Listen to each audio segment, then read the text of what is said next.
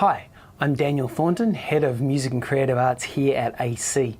And this is an introductory video to the unit Develop Improvisation Skills. The course code is CUAMPF305. Excuse me.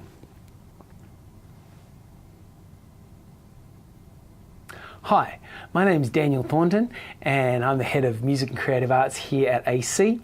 And this is an introductory video to the unit Develop Improvisation Skills, CUAMPF305. So we're going to take a little look at the content and the learning outcomes and the assessments, and that'll be all we need to cover. I really appreciate having the ability to improvise. It's wonderful for writing your own songs, to be able to just play or sing in a way that is creative, in a way that is fresh, and a way that builds on your musical knowledge into new spaces. So really love improvisation, and if you've come from a classical background, this might be a real challenge for you. But I encourage you to really press in. I think one of the things that we can do in the world of improvisation is we can judge what we're doing too quickly. And so instead of just allowing that right brain free space to explore the possibilities, the left brain's in there going, oh, that didn't work. Oh, that sounded horrible. Oh, that's, shouldn't be playing that, shouldn't be singing that.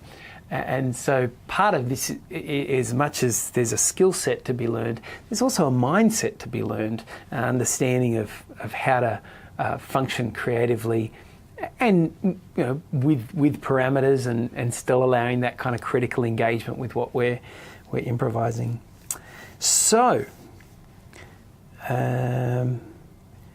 the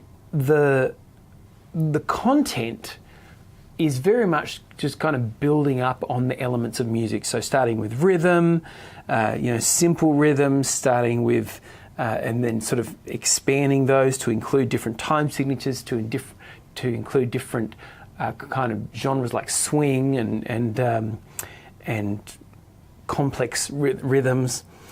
Then to exploring tone, color, and textures and pitch as an improvisatory element. Actually exploring scales and modes, Mixolydian, Lydian, Dorian, Phrygian, Locrian, the whole gamut, and how they work, and applying those to improvising. So there is sort of that. There's the theoretical side, but this is a very practical unit, and you'll be doing lots of practice of improvising, because in many ways you get better at this by doing lots of it. Really, that's that way in a lot of things, isn't it? So there are only two assessments for this, but let me just take a quick look at the learning outcomes, and then we'll dash over to the assessments which measure those outcomes.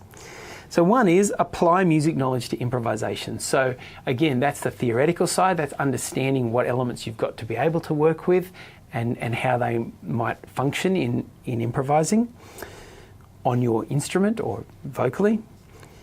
Practice improvisation, self-explanatory. Perform simple solo improvisation. So again, that practice is meant to culminate in something, and that's a performance, whether that's just for your mum, dad, sister, brother, kids, or some other context. And so there are two